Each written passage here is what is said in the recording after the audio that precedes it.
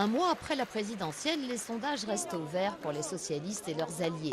Malgré les appels répétés de la droite, la cohabitation ne semble pas à l'ordre du jour. 52% des Français souhaitent qu'il y ait une majorité de gauche et donc pas de cohabitation, contre seulement 43% des Français qui préféraient qu'il y ait une cohabitation, une forme de rééquilibrage des pouvoirs, comme les y encourage bien entendu l'UMP. Pour François Hollande et son équipe, il s'agit donc de confirmer l'essai. Mais si cela semble acquis dans les sondages, il reste une incertitude. La vague rose, tant souhaitée par les intéressés, aura-t-elle lieu? Pas si sûr. Mais d'après les observateurs, ce n'est pas forcément une catastrophe. Les chambres ultra poussent souvent le chef de l'exécutif à faire plus que ce qu'il voulait et parfois à faire des fautes.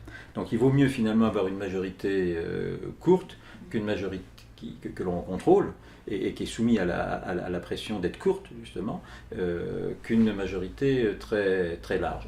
L'UMP devrait ainsi limiter la casse et aborder le scrutin à la tête haute, même si entre les deux tours, la question de la stratégie face au FN risque de lui coûter des voix. Les chiffres n'indiquent pas pour l'instant qu'il y aura un résultat particulièrement catastrophique pour l'UMP.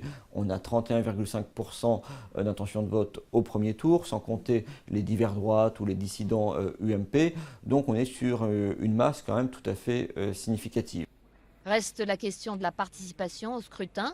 Les Français pourraient montrer une lassitude à l'idée de retourner aux urnes, considérant que la messe est dite. À voter.